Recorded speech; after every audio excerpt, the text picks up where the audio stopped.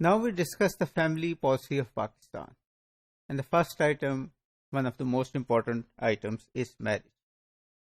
As already discussed, the Muslim Family Law Ordinance 1961 governs the issue of marriage and its dissolution. It is still the case that this law deals with marriage even in Bangladesh.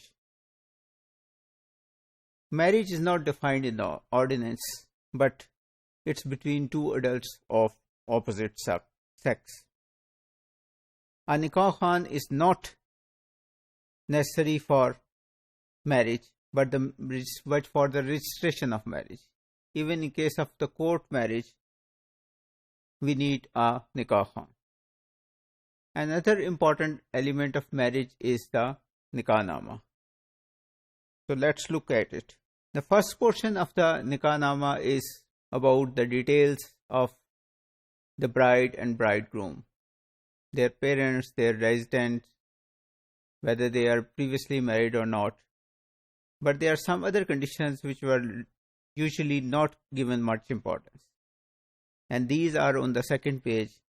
And these are the amount of dower or meher, whether it is given at the time of marriage or given at a later date, what portion is in terms of property.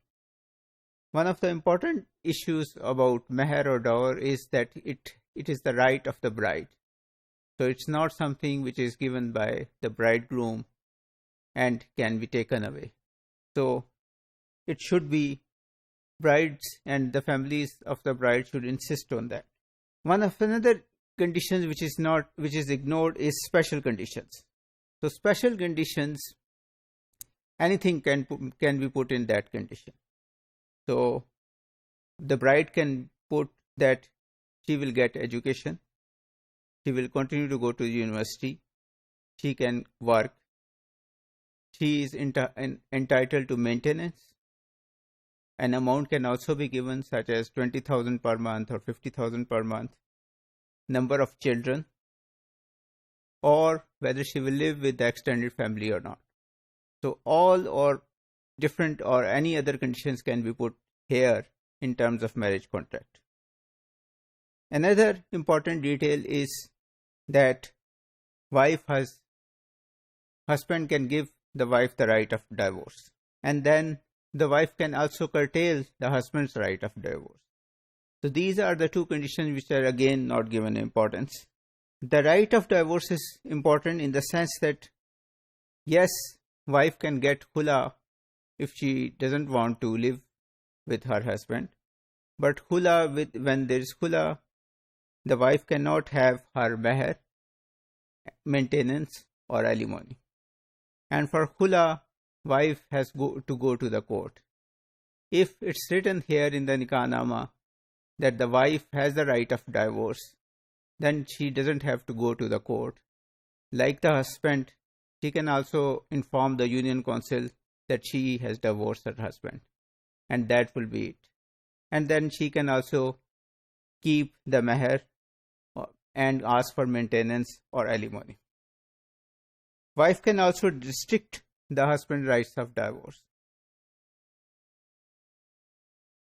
4 marriages are allowed in Islam, but under this act, yes, 4 marriages are allowed, but for the second or any subsequent marriage, the husband has to go to the arbitration council. This arbitration council is to be set up by the chairman union council. It has representatives of both the wife or wives and as well as the husband. If there is agreement, then it's easy. Otherwise, this can go to the court. Arbitration council has also a role in the divorce.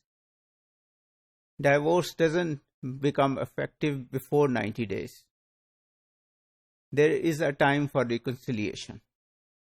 The arbitration council or the chairman union council setups brings the wife and husband or their representative together after 30 days or within 30 days so that they can sit together and resolve their differences.